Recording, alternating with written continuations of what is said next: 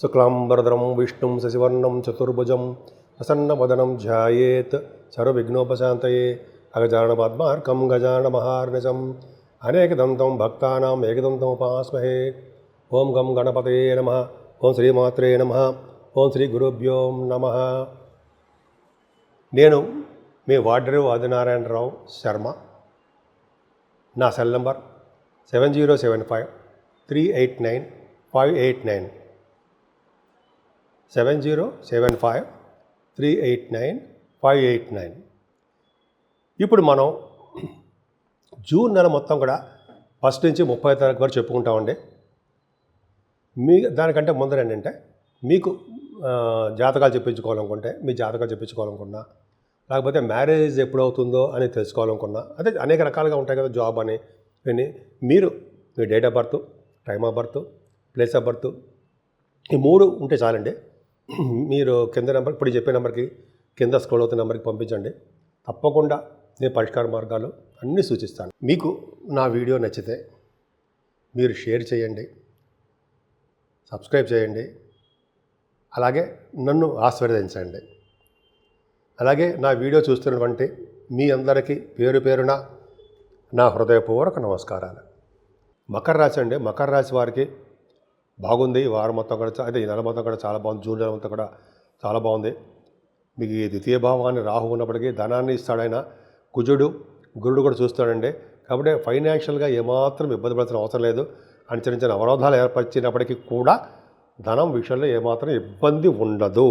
అంతేకాకుండా మీ శనీశ్వరుడు చాలా 3వ భావంలో ఉన్నాడు కదా, ధైర్యంతో ఉండడము, ప్రతి పనులను ముందంజలో ఉండడము, అంతేకాకుండా మీ తోబుట్టువులు కలుస్తూ హాయిగా ప్రశాంతమైన జీవితం వాళ్ళతో గడపడము చాలా చాలా బాగుంటుంది. 4th భావంలో శుక్రుడు అంత బాగున్నాడండి. శుక్రుడు మంచివాడు కదా, మంచివాడు. 5th హౌస్ లార్డ్ 4th భావంలో ఉండడం వల్ల మీకు వాహన యోగము, గృహయోగము, అలాగే ఆభరణాలు, వస్తువులు, సంగీతం ఇవన్నీ మీకు బాగా ఇస్తారండి. బట్టలు, మంచి మంచి బట్టలు కొనుక్కుంటారండి. మీరు చాలా అందంగా కనిపిస్తూ ఉంటారు. అదృష్టం. అమ్మగారికి కూడా బాగుంటుంది. అమ్మగారికి చాలా బాగుంటుంది.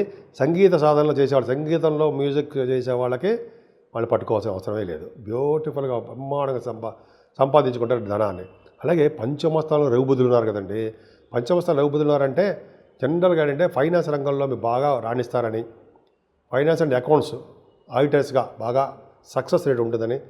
పంచమస్థానం రఘుబుద్ధులు ఉండడం వల్ల గవర్నమెంట్ ప్రొఫెషన్లో ఉన్న వాళ్ళకి, లేకపోతే మంత్రి పదవులు, అంటే పొలిటికల్ రంగంలో ఉన్న వాళ్ళకి కొద్దిగా వాళ్ళకి పదవులు రావడానికి అవకాశం ఉంటుందని చెప్తాం.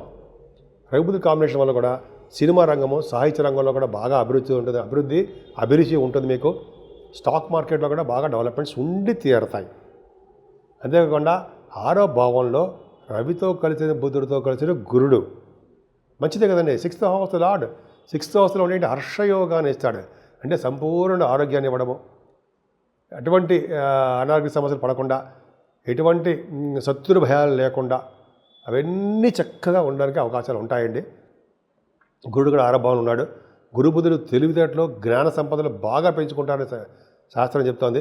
అలాగే రవి కూడా 6వ భావంలో ఉన్నాడంటే విశేషంగా 8th హౌస్ లార్డ్ 6వ భావంలో ఉన్నాడు కదండి. బ్రహ్మాండం కదా. ఎక్కువ చెప్పాలండి.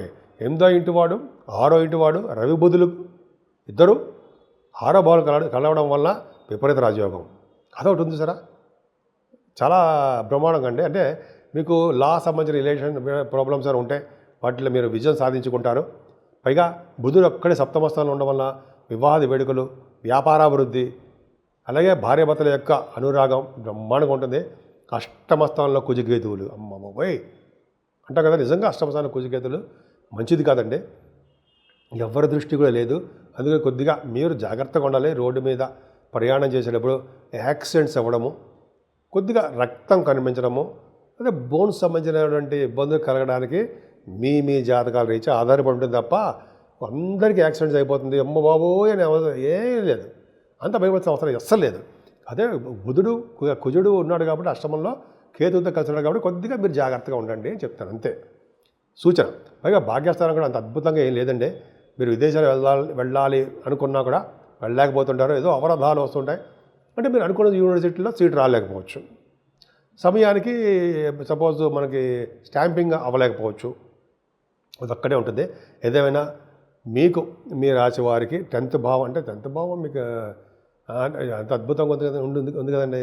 10th బాగుంటే ప్రొఫెషన్ అంటే గురుడు బాగున్నాడు, గురుదృష్టి ఉంది కాబట్టి మీకు బ్యాంకింగ్ రంగంలోనూ, విద్యా సంస్థల్లోనూ, అలాగే గవర్నమెంట్ ప్రొఫెషన్లోనూ, వేదశాస్త్ర పండితులకి, ఆగమ శాస్త్ర కోవిదులకి వీళ్ళందరూ కూడా దశమభావం బాగుండాలి కదండి. గురుదృష్టి బ్రహ్మాండంగా ఉంది కదా. 10th హౌస్ కూడా చూసుకోవట్లా, బ్రహ్మాండంగా చూసుకుంటున్నాడు. కాబట్టి మీకు చాలా బాగా ఉద్యోగాల్లో ప్రమోషన్స్ వస్తాయి. ముఖ్యంగా సాఫ్ట్వేర్ రంగ ఉద్యోగస్తులకి, ప్రైవేట్ రంగ సంస్థల్లో పనిచేసే సోదరులకి, సోదరిమణులకి, అంతేకాకుండా ప్రభుత్వ రంగ సంస్థలో పనిచేసే వాళ్ళకి కూడా మంచి ఆదాయము, గుర్తింపు, గౌరవం దక్కుతుంది. అదే కదండి. 11వ ఇంటి వాడు 11వ ఇంటి గురించి చూసుకుంటాడు కుజుడు. చూసుకోవడం వల్ల ఏమవుతుందంటే రియల్ ఎస్టేట్ రంగంలో మీకు వ్యాపారాల వలన ధన సంపాదన ఉంటుంది, మీ అన్నయ్యల వలన మీకు కలిసి వస్తుంది. అంతేకాకుండా గురుదృష్టి 12th హౌస్లో చూసుకోవడం వలన మీకు విమల యోగం ఉంటుంది. అంతేకాకుండా ధనప్రాప్తి కలుగుతుంది. మంచి మంచి శుభకార్యాలకి, ధర్మకార్యాలకి మీరు డబ్బు ఖర్చు పెడతారు. ముఖ్యంగా రాహుకేతుల మధ్యలో మీకు ప్లానెటరీ పొజిషన్ ఉండిపోయింది కాబట్టి కుజుడికి, వినాయకుడికి పూజ చేసుకోండి. అలాగే రాహుకేతుల మీరు పూజ చేసుకోవడం మంచిది. అంతేకాకుండా మీ సర్పదోషం ఉంది కాబట్టి కాళహస్తిలో మీరు రాహుకేతులు పూజ చేయించుకుంటే మంచి ఫలితాలు ఉంటాయి. మనం 12 రాశుల గురించి, అంటే 12 రాశుల వారికి తీసుకోవాల్సిన జాగ్రత్తలు ఏంటి, రెమెడీస్ ఏంటి, ఏం చేస్తే బాగుంటుంది, 12 రాశులకు కాల సర్పదోషాలు ఉన్నారు, అసలు ఈ నెల మొత్తం, జూన్ నెల మొత్తం ఏం చేయాలి అంటే ఒక్కటండి. ఒక బ్రాహ్మణుడు కానీ, లేకపోతే వేద పండితుని కానీ, స్వామివారు అదే వేద పండితుల వారు కానీ ఇంటికి పిలిపించి భోజనం పెట్టడము, మామిడి పండు వేసి పెరుగన్నం పెట్టడం అనేది గొప్ప అదృష్టం అండి. చాలా రకాల దోషాలు హరించిపోతాయట. ఒక బ్రాహ్మడికి, సద్బ్రాహ్మణుడు కానీ, వేద పండితులు కానీ భోజనం పిలిచి పెట్టినా, అయితే ఇంటికి పిలిచి మామిడి పండ్లు దానం ఇచ్చినా చాలా అద్భుత ఫలితాలు ఉంటాయండి. ముఖ్యంగా రాహుకేతుల మధ్యలో కూడా ఈ ప్లానెటరీ పొజిషన్స్ ఉండిపోవడం వల్ల అమ్మవారి యొక్క పూజలు తప్పనిసరిగా చేసుకోవాలి. ఆవిడకి కుంకుమ పూజలు కానీ, అభిషేకాలు కానీ, చండీ హోమాలు అంటారు సరే, అటువంటివి కానీ చేయడం వలన, భ్రమరామ అమ్మవారికి కళ్యాణం చేయించుకోవడం వలన చక్కటి సంతానము, అలాగే వివాద వేడుకలు అన్నీ జరుగుతాయి. అంతేకాకుండా ఈ రాహుకేతుల మధ్యలో ఉండిపోవడం వలన, కేతు కూడా ఉండడం వలన అమ్మవారికి పూజలు చేయించడం, వాళ్ళంటే ఒక కాళహస్తిలో పూజ చేయించుకోవడంతో పాటు ముఖ్యంగా కేతు ప్రభావం తగ్గడానికి గణపతి ఆరాధన చాలా పవర్ఫుల్. ఎలాగైనా పూజించవచ్చు ఆయనే. తర్వాత సుబ్రహ్మణ్యేశ్వర స్వామిని పూజించడం, ఆరాధించడం, ఆయనకి వీలుంటే మందపల్లిలో మోపిదేవిలో మందపల్లి కాదండి, మోపిదేవిలో విగ్రహ ప్రతిష్ఠ చేయించుకోవడం వలన సర్వదా సౌఖ్యంగా ఉంటుందండి. ముఖ్యంగా ఈ పెళ్లి కాని వారికి కానీ, ఈ రియల్ ఎస్టేట్ రంగంలో ఉన్న వాళ్ళకి కానీ, అదే కోర్టు సంబంధించిన విషయంలో సతమతం అయిపోతున్న వాళ్ళకి కానీ, ఇలా చాలా వాటికి ఇబ్బంది కలుగుతూ ఉంటుంది జరా.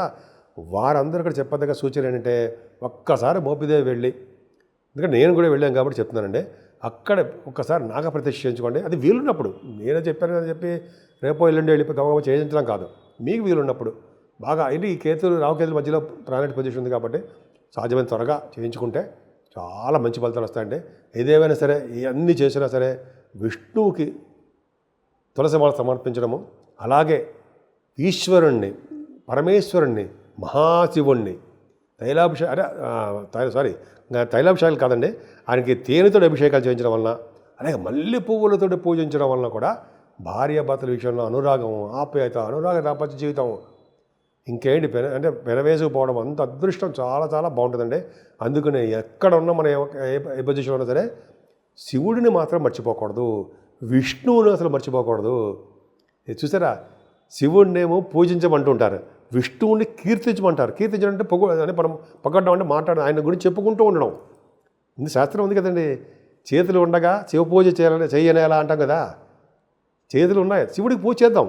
అదే నోరుండగా అంటే హరినామ కీర్తన చేయనేలా, హరినామం చేయకపోతే ఎట్లా అంటే భగవంతుడు ఏం చెప్పారంటే, నన్ను తలుచుకో, శివుడికి అభిషేకాలు చేయించు, అప్పుడు నువ్వు చూసుకు ఎలా ఉంటావు చూడు, మంచి పొజిషన్ వచ్చినప్పుడు నిన్ను మేము కాపాడుతామని భగవంతుడు చెప్పాడు కదండి మనకి. సో ఎల్లవేళలా మీరు సర్వశుభాలు సర్వసౌఖ్యాలు కలగాలని ఆ శివుడు విష్ణువు యొక్క ఆశీస్సులు, మీకు అమ్మవారి యొక్క ఆశీస్సులు కూడా రెండు, అమ్మో ఆవిడ ఆశీస్సులు ఎల్లవేళ మీ అందరి మీద ఉండాలని, ఎప్పుడు కూడా దినదిన ప్రవర్ధమానం అవుతూ, నలుగురికి హెల్ప్ చేస్తూ, మనం అంటే మీరు కూడా బాగా మనం నేను కూడా ఉంటానండి, అది బాగా డెవలప్ అవ్వాలని, మంచి అభివృద్ధికరంగా రావాలని నేను మనస్ఫూర్తిగా కోరుకుంటున్నాను.